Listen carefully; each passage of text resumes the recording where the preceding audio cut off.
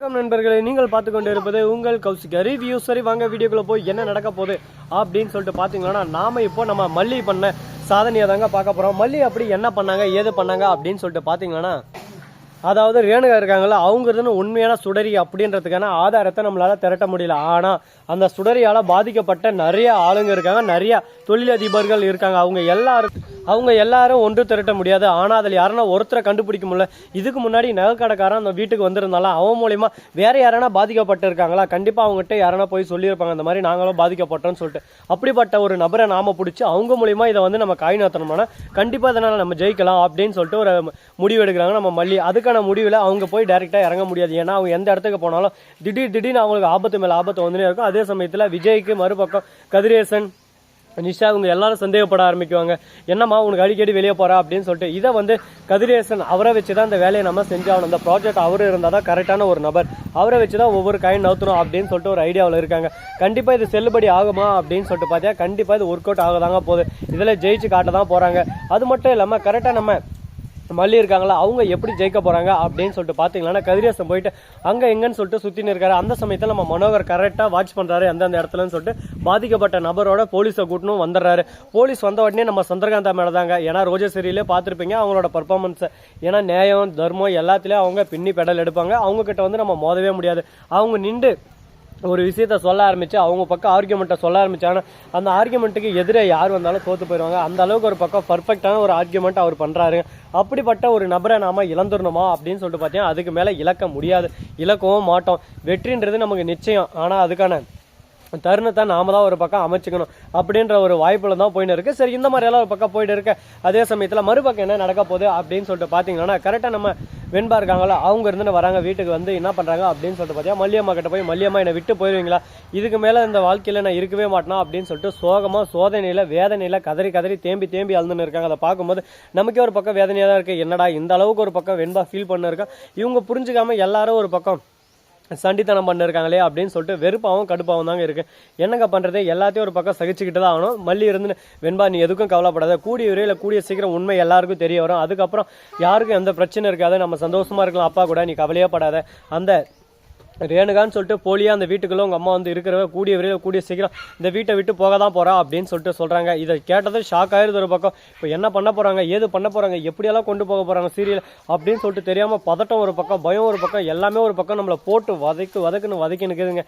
இதுக்கு நடுவில் தாங்க நம்ம வெண்பா பிஞ்சு குழந்தை, அவளுக்கு என்ன தெரியும் சொல்லுங்க பார்க்கலாம். அந்த குழந்தைய ஒரு பக்கம் டார்ச்சர் மேல டார்ச்சர் பண்ணிருக்காங்க. இதெல்லாம் எங்க போய் முடிய போகுதுன்னு சொல்லிட்டு தெரியல. சரி, இதெல்லாம் ஒரு பக்கம் போயின்னு இருக்க, மறுபக்கம் என்ன நடக்க போகுது அப்படின்னு சொல்லிட்டு பாத்தீங்கன்னா, கரெக்டா நம்ம விஜய் இருக்காரு, அவரு வீட்டுக்கு வந்த உடனே சாப்பாடு போட சொல்லி மல்லியை கூப்பிடுறாங்க. மல்லி இருந்து நான் எதுக்கு போடணும், அதுதான் உங்க அருமை மனைவி, அருமை முதல் மனைவி இருக்காங்களே, அவங்களுக்காக என்னவே எடுத்து பேசுனீங்களே, என்ன அசிங்கமா திட்டுனீங்களே, அப்பெல்லாம் தெரியலையா, ஒரு நியாயத்தை சொல்ல வந்த என்னவே ஒரு பக்கம் பேச விடாம என் வாயை அடிச்சிங்களே, அப்படிப்பட்ட உங்க பொண்டாட்டி இருக்கும்போது என்ன எதுக்கு கூப்பிடுறீங்க அப்படின்னு சொல்லிட்டு கேட்க, நான் வெண்பாவுக்காக மட்டும்தான் இருக்கேன் உங்களுக்காக இல்லை அப்படின்னு சொல்லிட்டு மூஞ்சி வச்ச மாதிரி சொல்லிடுறாங்க. விஜய் சாப்பாடே சாப்பிடாம கரெக்டா நம்ம சுடரி இருக்காங்களா, அதாவது ரேணுகாவும் நடிச்சுன்னு இருக்கிறவங்க வராங்க, சாப்பாடு போடலாம்னு சொல்லிட்டு எடுக்கிறாங்க. எனக்கு சாப்பாடு வேணா வயிறு ரொம்பிடுச்சு அப்படின்னு சொல்லிட்டு மூஞ்சி வச்ச மாதிரி சுடரிக்கு சொல்லிட்டு அங்கிருந்து கிளம்பிடுறாங்க. அதை பார்த்து நம்ம மல்லிக்கு ஒரே சந்தோஷம். சாப்பாடு போட்டு எட்டுன்னு போயிட்டு நம்ம விஜய் உட்காந்து இருக்காரு, ஊட்டுறாங்க. ஆனா விஜய் சாப்பாடை வாங்கவே மாட்டேன்றாங்க. ஒரு பக்கம் அப்படியே ரொம்பவே ஒரு பக்கம் சண்டித்தனம் பண்றாங்க, ரொம்பவே ஒரு பக்கம் இதெல்லாம் பண்ணிருக்காங்க. இதெல்லாம் பார்க்கும்போது நமக்கே ஒரு பக்கம் டென்ஷனாக தான் இருக்கு.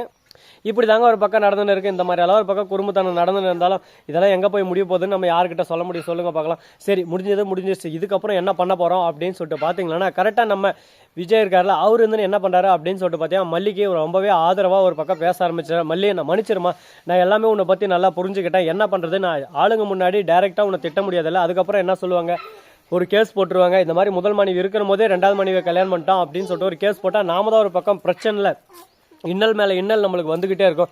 இதில் எல்லாத்திலையும் நம்ம இன்வால்வ் ஆகக்கூடாது. எல்லாத்துலேருந்து நம்ம வெளியே வரணும்னா அதுக்கு ஃபஸ்ட்டு நம்ம பொறுமையாக இருக்கணும். பொறுமையாக இருந்தால் மட்டும்தான் இதில் ஜெயிக்க முடியும். பொறுமை இல்லாமல் ஒரு பக்கம் நம்ம இஷ்டத்துக்கு நம்ம பண்ணிட்டு இருந்தால் ஒன்றுமே பண்ண முடியாது. அதனால் எவ்வளோ முடியுமோ அவ்வளோ பொறுமையாக தான் இருந்தாகணும் அப்படின்னு சொல்லிட்டு பேசிட்டு இருக்கேன். இதை பேசுறதெல்லாம் கேட்கும்போது ஒரு பக்கம் சந்தோஷமாக தான் இருக்குது. ஆனால் இது தொடர்ச்சியாக கண்டினியூவாக இதே போல் நடக்குமா நடக்காதா, இதுக்கப்புறம் எப்படியெல்லாம் கொண்டு போக போகிறாங்க அப்படின்னு சொல்லிட்டு நிறைய கேள்விகளாக ஒரு பக்கம் நம்ம மண்டையில் ஓடிக்கிட்டே தாங்க இருக்குது. இதுக்கெல்லாம் பதில் வேணும் அப்படின்னு சொல்லிட்டு பார்த்தீங்கன்னா அதுக்கெல்லாம் பதில் ஒருத்தர்கிட்ட மட்டும் தான் இருக்குது. அந்த ஒருத்தர், அந்த ஒரு நபர் யார் அந்த நபர் அப்படின்னு சொல்லிட்டு பார்த்தீங்கன்னா, நம்ம கதிரேசன் தாங்க. கதிரேசன் எந்த ஒரு பிரச்சனையும் பண்ணாமல் எந்த ஒரு இன்னல்லையும் தள்ளாமல் கரெக்டாக ஒரு ஸ்மூத்தான ஒரு பாதையில் கொண்டு போயிட்டா நல்லா இருக்கும். ஆனால் அது மாதிரி கொண்டு போவாரா, கொண்டு போக வாய்ப்பு இருக்கா அப்படின்னு சொல்லிட்டு ஒரு பக்கம் யோசிக்க தோணுதில்லை. ஆனால் கண்டிப்பாக வாய்ப்பு இருக்குது. வாய்ப்புன்றது எந்த நேரத்தில் வரும், எப்படி வரும்னு சொல்லிட்டு தெரியும். வர வேண்டிய நேரத்தில் கரெக்டாக வந்துடும். அதனால் அது வரையும் நம்ம காத்திருந்தா ஆகணும். சரி, முடிஞ்சதெல்லாம் முடிஞ்சிச்சு. இதுக்கப்புறம் என்ன நடக்க போகுது அப்படின்னு சொல்லிட்டு பார்த்தீங்கன்னா, நம்ம வெண்பா குட்டி இருக்காங்களா, அவங்க இருந்து மல்லிகிட்ட போய் பேசிட்டு இருக்காங்க.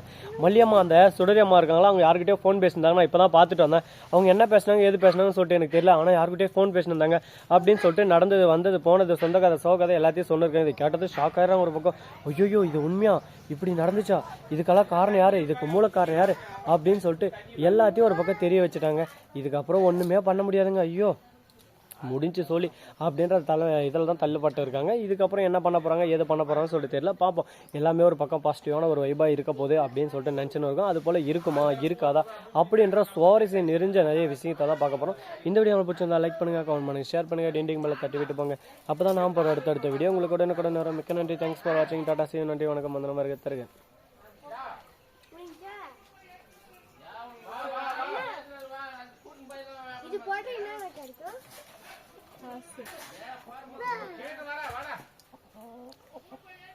மிக்க நன்றி. தேங்க்ஸ் ஃபார் வாட்சிங். டாடா சி. நன்றி, வணக்கம். அந்த மாதிரி தருங்க.